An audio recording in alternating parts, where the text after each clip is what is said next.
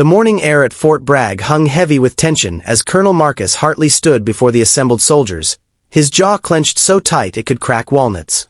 Behind him, the skeletal remains of what was supposed to be a routine training exercise smoldered in the North Carolina heat. 3 helicopters sat disabled on the tarmac, their rotor blades twisted like broken promises. The mission that was supposed to launch in 6 hours, a critical extraction operation that had taken months to plan, now teetered on the edge of complete failure. Intelligence had confirmed that 4 American contractors were being held in a compound just outside Kandahar. The window for extraction was impossibly narrow, a mere 18-hour period when security would be lightest due to a regional holiday. Miss that window, and those men would likely be moved to a location from which recovery would be nearly impossible. The colonel had handpicked his team, the best pilots and operators the base had to offer, but now half of them were in the infirmary with severe food poisoning from the mess hall, and his primary helicopter pilot, Captain Reynolds, had broken his wrist in a freak accident during the pre-flight check. Colonel Hartley was not a man accustomed to failure.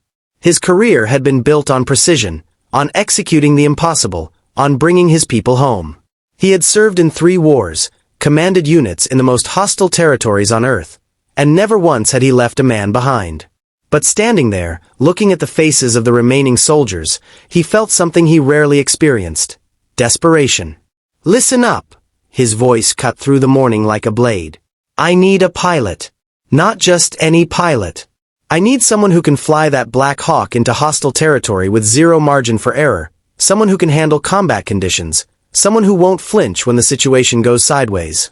We've got 4 Americans counting on us, and their clock is running out."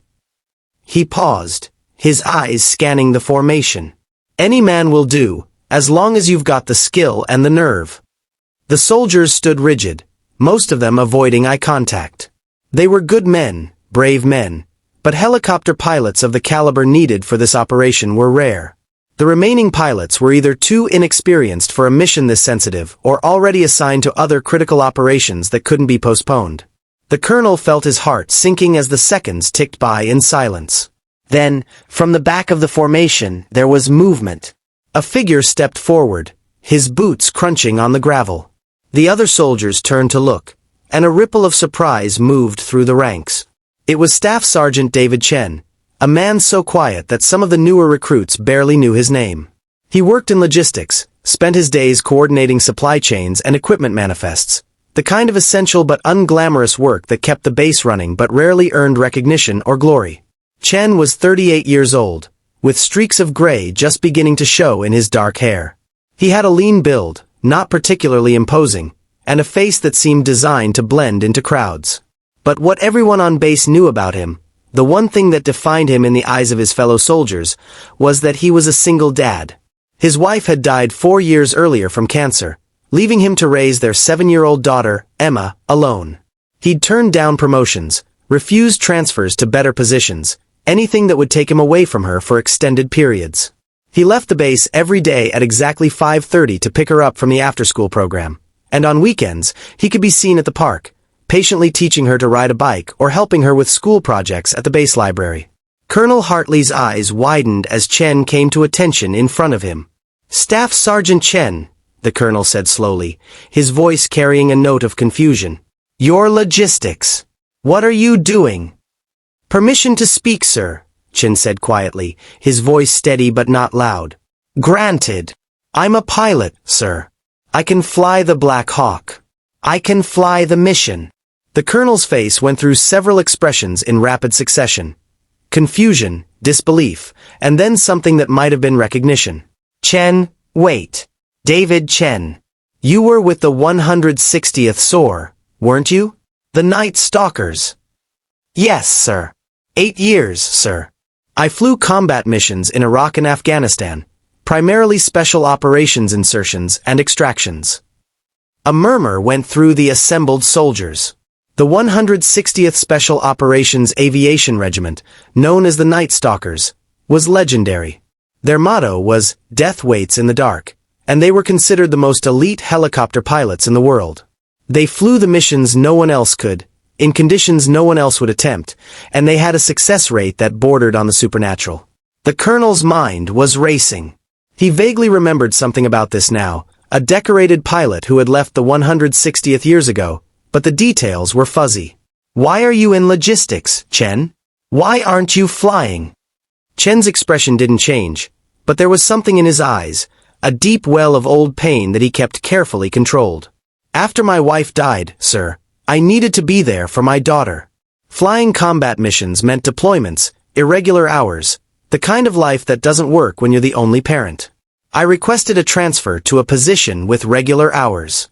Logistics made sense. I'm still serving, still contributing, but I'm home every night.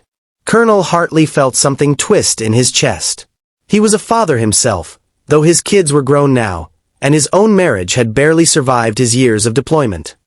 He understood, perhaps better than he wanted to admit, the sacrifice Chen had made. And you're willing to fly this mission? It's going to be dangerous, Chen. Very dangerous. We're talking about flying into a hot zone, possible engagement with enemy forces, and technical flying that would challenge even the best pilots. I understand, sir. You have a daughter who needs you. I do, sir. But right now, for men need someone to bring them home. And respectfully, sir, I'm the best pilot you have available. The colonel stared at him for a long moment. Pride was warring with concern, duty with compassion. Finally, he turned to his aide, a young lieutenant who had been standing nearby. Pull Chen's service record. I want his entire flight history on my desk in 5 minutes. He turned back to Chen. If you're even slightly rusty, if there's any indication you can't handle this, I'm not sending you. Understood. Understood, sir. The next 5 minutes felt like an eternity. The colonel retreated to his office while Chen stood at ease, aware of the eyes of every soldier on him. Some looked at him with newfound respect, others with concern. A few of the younger ones whispered among themselves, trying to process the fact that the quiet logistics guy was apparently some kind of legendary pilot. When the colonel emerged, he was holding a folder, and his expression was unreadable. Your record is impressive, Chen. Exceptionally impressive. 247 combat missions, including the extraction of that Delta team from Mosul in 2013, and you were part of the crew that flew the Bin Laden raid support mission. He paused. But you haven't flown a combat mission in 4 years. You haven't even been in a Black Hawk cockpit in all that time, have you? No, sir. But I maintain my civilian pilot's license. I fly small aircraft on weekends when I can, to stay sharp. And I've kept up with all the technical manuals and updates on the Black Hawk systems. The colonel closed the folder. Flying a Cessna on a sunny Saturday is not the same as flying a combat mission into Kandahar. No, sir, it's not. But the principles are the same. The muscle memory is still there. And respectfully, sir, you don't have a lot of options right now. The colonel knew he was right. Time was running out, and Chen was, on paper at least, qualified. More than qualified. But there was something else bothering him, something beyond the tactical considerations. What about Emma? Who's going to take care of her if something happens to you? Chen's jaw tightened slightly, the first crack in his composed demeanor. My sister lives in Raleigh. She's Emma's godmother. Emma knows her well, loves her. If something happens to me, she'll be taken care of. I've made all the arrangements. He paused, then added quietly, but I don't plan on anything happening to me, sir. I'm very good at what I do. The colonel looked into Chen's eyes and saw something he recognized. The calm certainty of a man who had faced death before and made peace with it, but who had no intention of surrendering to it. It was the look of a true professional, someone who understood the risks but trusted in their training and skill to overcome them. All right, the colonel said finally. You're on the mission. But I want you in that helicopter right now. I want you to run through every system, every procedure. I want a full pre-flight check, and then I want you to take it up for a test run. You've got 3 hours to prove to me that you can do this. Yes, sir. Thank you, sir. As Chen turned to go, the colonel called after him. Chen, why are you really doing this? You could have stayed quiet. Let someone else figure it out. You've sacrificed enough. Chen stopped and turned back. For a moment, his carefully controlled expression softened. My wife, before she died, She made me promise something. She made me promise that I would never stop being the man she fell in love with. And that man was someone who showed up when people needed him, who didn't walk away from the hard things. He paused. Emma needs me, sir, that's true. But she needs me to be someone she can be proud of. And those 4 men in Kandahar, they need someone too. If I can help bring them home, then that's what I'm going to do. The colonel nodded slowly. Get to that helicopter, Staff Sergeant. Over the next 3 hours, the base watched as David Chen transformed. In the cockpit of the Black Hawk, his quiet demeanor gave way to focused intensity. He moved through the pre-flight checks with a speed and precision that made the ground crew look like amateurs. When he took the helicopter up for the test flight, witnesses on the ground said it was like watching poetry in motion. He pushed the aircraft through maneuvers that made seasoned pilots wince, threading between obstacles on the practice range with inches to spare, executing emergency procedures with textbook perfection. The colonel watched from the ground, his arms crossed, his expression grave. Next to him stood Chief Warrant Officer Peters, one of the most experienced pilots on the base, who had been observing Chen's flight. Well, the colonel asked. Peters let out a low whistle. Sir, I've been flying for 20 years, and I've never seen anyone handle a Black Hawk like that. He's not just good. He's exceptional.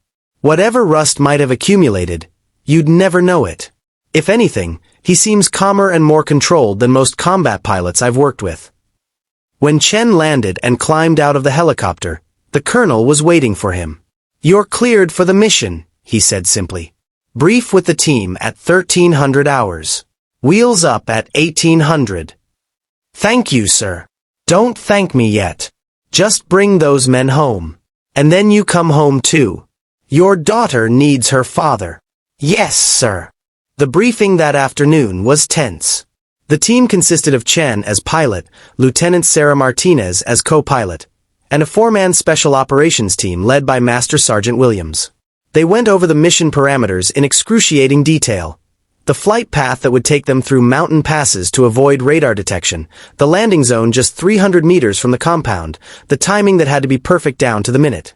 Everyone in that room knew that one mistake, one moment of hesitation, could mean the difference between success and catastrophe. As the briefing ended and the team dispersed to prepare, Lieutenant Martinez pulled Chen aside. She was 29, one of the rising stars among the base's pilots, and she had been selected as co-pilot because of her technical skills. Hey, I just wanted to say, I looked up your record after I heard you were flying this mission. That Mosul extraction, where you flew through a sandstorm to get to that Delta team. They say it was impossible flying conditions, that no one else would have even attempted it. Chen shrugged slightly. It needed to be done. The team needed extraction. That's all that mattered. Well, I'm glad you're the one flying tonight. I feel safer knowing you're in command. Chen gave her a small smile, perhaps the first real smile anyone on base had seen from him in years. We're going to bring those men home, Lieutenant. That's a promise. Before leaving for the mission, Chen made one final stop. He went to the base daycare facility where Emma was waiting for him in the after-school program. She ran to him when she saw him, her backpack bouncing on her small shoulders, her face lighting up with joy. She had her mother's eyes, bright and full of life, and every time Chen looked at her, he felt both immense love and profound grief. He knelt down to her level. Hey, sweetheart. Listen, Daddy has to work late tonight. Aunt Michelle is going to pick you up and you're going to have a sleepover at her house. Okay? Emma's face fell slightly. But it's Thursday. We always have movie night on Thursday. I know, baby. I'm sorry. But this is really important.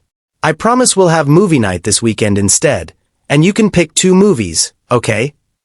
She studied his face with the serious expression that children sometimes have when they sense something their parents aren't saying. Is it dangerous, what you have to do? Chen hesitated. He had always tried to be honest with her, within the boundaries of what a child could understand. It's my job, sweetheart. And I'm very good at my job. But yes, there's some risk. That's why I wanted to see you before I go. Emma threw her arms around his neck and hugged him fiercely. You have to come back, Daddy. You promised you'd always come back. He held her tight, breathing in the scent of her strawberry shampoo, feeling the weight of that promise. "I will, baby. I promise. I love you so much." "I love you too, Daddy."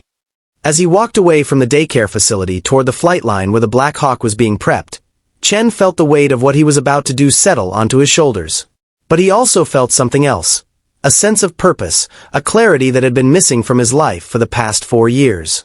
He was still a father, still dedicated to Emma above all else, but he was also remembering who he had been before, the pilot who flew into storms and darkness to bring people home. The mission launched precisely at 1800 hours.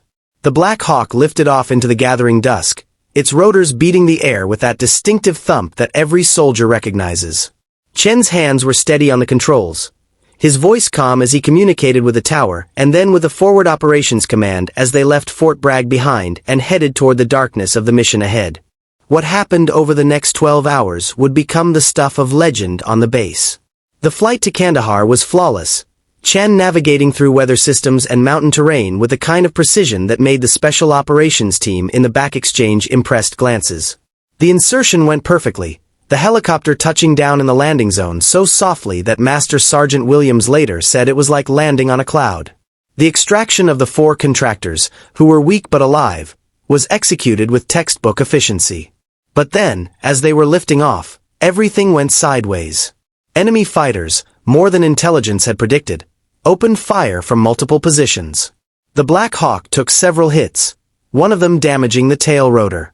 Chen felt the helicopter start to spin, the controls fighting against him as the aircraft became increasingly unstable. For most pilots, it would have been the end. But Chen was not most pilots. He fought the helicopter through sheer skill and will, compensating for the damaged rotor with adjustments so subtle and precise that they seemed impossible. He got them airborne, kept them airborne, and flew that crippled helicopter all the way to the emergency landing zone, where medical teams and backup were waiting. When they finally touched down, safe in friendly territory, there was a moment of stunned silence in the helicopter. Then Master Sergeant Williams, a man who had flown more combat missions than he could count, keyed his mic and said simply, "That was the best flying I've ever seen. Thank you for getting us home." Chen didn't respond immediately. He was running through the post-flight shutdown procedures, his hands still steady despite the adrenaline that must have been coursing through his system. Finally, he said quietly, "Just doing my job, Sergeant. Just bringing people home." When they returned to Fort Bragg early the next morning, the colonel was waiting on the tarmac.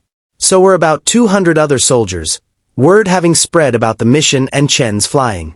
As Chen climbed out of the helicopter, exhausted but unharmed, the colonel came to attention and saluted him. One by one, every soldier on that tarmac followed suit, a sea of hands rising in respect. When they arrived at his sister's house, Emma came running out before Chen had even fully exited the car. She launched herself into his arms, and he caught her, spinning her around as she laughed with relief and joy. Over her shoulder, Chen met his sister's eyes and saw tears streaming down her face. She had been terrified, he realized, probably hadn't slept all night. "I told you I'd come back," he whispered into Emma's hair. "You always come back," she said with the absolute faith that children have in their parents. "You promised." As the colonel drove away, he watched in his rearview mirror as Chen walked into his sister's house, his daughter's hand in his, just another quiet single dad who happened to also be one of the most extraordinary pilots the military had ever produced. And he thought about what Chen had said, about promises and priorities, about being the person your family needs you to be while also answering the call when others need you. It was a balance most people never mastered, but somehow, in the early morning light of North Carolina, it seemed like David Chen had found a way to honor both. Back at Fort Bragg, the story spread. Not the classified details of the mission, but the essential truth, that when the colonel said any man would do, the quiet single dad had stepped forward, and he had been exactly the man they needed.